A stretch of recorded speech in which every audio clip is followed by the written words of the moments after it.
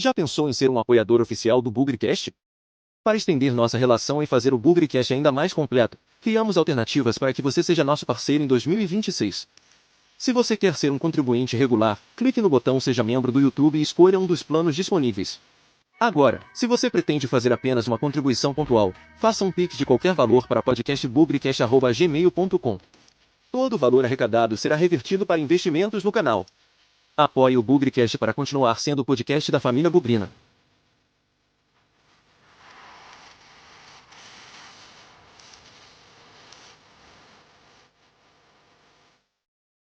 Fala Bugrino, fala Bugrina, bem-vindos ao Bom Dia Guarani de hoje, em terça-feira, 28 de abril de 2026. É claro que nós estamos aqui para falar do pós-jogo de ontem, dessa partida completamente desgostosa de assistir, que só vai encontrar coisa boa nela o famoso trouxa, o famoso vendido, o famoso, enfim, chame como quiser, porque empatar com os reservas da Ferroviária, um time que custa o que custa o time do Guarani, é um resultado frustrante, vergonhoso, um desempenho péssimo de futebol.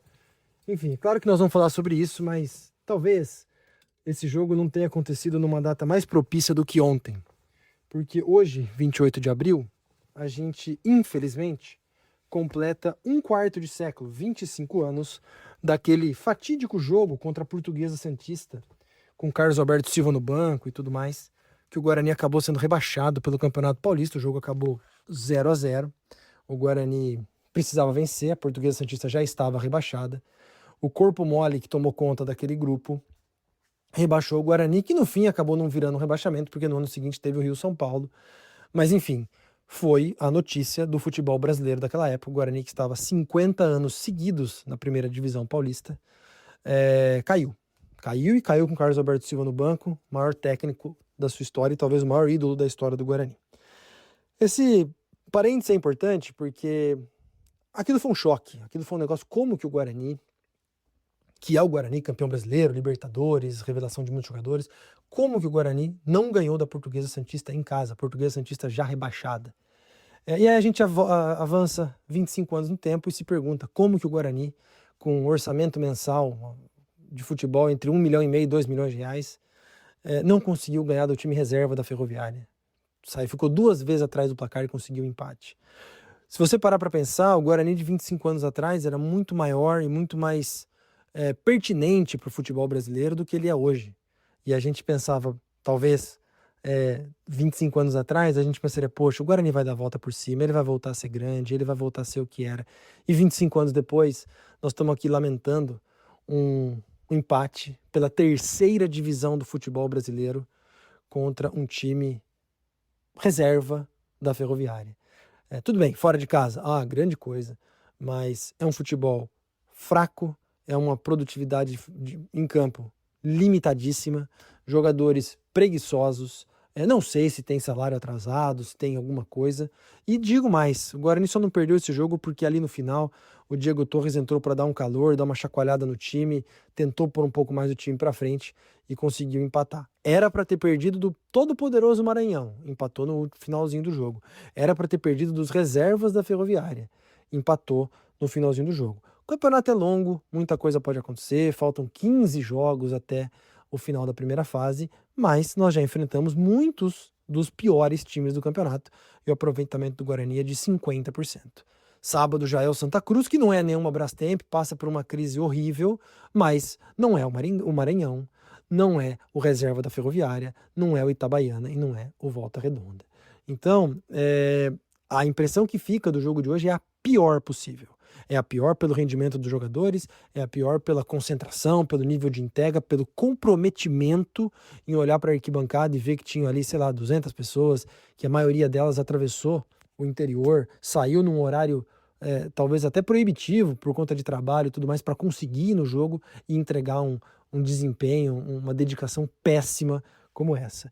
Então, acho que só tem coisa ruim para falar desse jogo, é extremamente é um desgosto, é desgastante, desgostoso, sei lá que palavra usar, tô muito puto em ver o Guarani nessa Série C, um time que começou a temporada cheio de empáfia, de nariz empinado, com discursos bonitos, mas que na prática está se materializando um grande blá blá blá. Como diz um colega meu do trabalho, é muita espuma e pouco chopp. Não tem futebol, não tem nada que o qualifique para dizer o Guarani é um candidato ao acesso. Hoje, provavelmente, muitos dos adversários vão olhar e falar assim, porra, o Guarani era um candidato ao acesso, mas com esses tropeços todos aí, sei não, hein? Dá para forçar um pouquinho e tentar colocar o Guarani de lado. Enfim, tem muitas coisas para falar ao longo da semana, o próximo jogo é só no sábado. Vou tentar resumir um pouco aqui do que eu achei. Achei a atuação, já falei, péssima. Inaí é um desastre dentro de campo, não consegue construir uma jogada, não consegue terminar uma jogada, falhou no segundo gol, quase recebeu um cartão vermelho quando o jogo já estava 2-2 ali quase no meio de campo, uma entrada fortíssima, felizmente ficou no amarelo. Então assim, o jogador não tem a menor condição de vestir a camisa do Guarani. Quero saber quem foi o infeliz que sugeriu a contratação desse cara.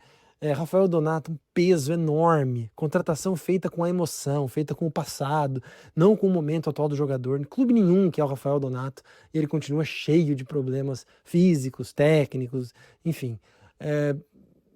Depois Jonathan Costa, Emerson, William Farias, Isaac completamente desaparecido no jogo, você não vê nenhum protagonismo da parte dele, corre errado, se apresenta, se posiciona mal, pouco se apresenta. Então assim, outra atuação horrível do Isaac, um jogador que talvez represente muito bem essa moleza que é o Guarani, um jogador sem vibração, sem energia, mas na hora de brigar com o jogador adversário conseguiu. E para arrematar, né, acho que um bonito gol do Guilherme Cachoeira de cabeça, depois um bonito gol do Guilherme Paredes de cabeça, mas fica aqui a lição, né? O Lucas saiu, o técnico atendeu aos pedidos da torcida de colocar o Kevin, e o Kevin parecia uma criança no meio de adultos. O Kevin não está nem perto de estar pronto para jogar, não ganhou uma bola, foi um jogador figurativo na área, não ganhou nada de cabeça, não deu uma finalização, colocou um companheiro na cara do gol com perigo, nada. Então, vamos pensar menos com o coração. O coração fez a gente achar que o Donato era uma grande contratação. O do coração faz a gente achar que o Kevin é um craque. Calma. O Kevin tem potencial, mas não está pronto para nada. E esse jogo de hoje foi um bom exemplo. Então, Hélio Cizenando terminou o jogo falando na coletiva que o time está melhorando, eu não consigo ver essa melhora, mas também não consigo chegar aqui e falar tem que mandar o técnico embora, porque eu não aguento mais essa roleta russa que é o Guarani de troca técnico a cada 8 rodadas, ou nem isso. Então, decepcionante, fraquíssimo, o Guarani não está entre os 8 melhores da Série C, muito pelo contrário, está ali quase virando a segunda página, essa é a verdade, e por investimento que tem feito, eu já vi times muito piores que esse, mas muito piores, inclusive na própria Série C. Agora nenhum deles custava o quanto custa esse time. Então é frustrante, é decepcionante, é vergonhoso que 25 anos depois nós estamos vendo praticamente cenas do mesmo filme. Um time que tem todas as condições de ganhar de um adversário inferior, mas não consegue. Não consegue, não tem concentração, não tem técnica, não tem tática, não tem espírito de futebol para cumprir o seu objetivo. E quem sofre somos nós, que pelo menos há 25 anos estamos nesse buraco sem fim e não conseguimos sair dele. Fechou? É isso que eu tinha para dizer. Amanhã tem mais. Boa segunda, boa terça-feira para todos. Sem não esquecer que na vitória ou na derrota, hoje sempre Guarani. E para os articuladores, os iluministas, os pensadores intelectuais, cadê a SAF do Guarani, hein?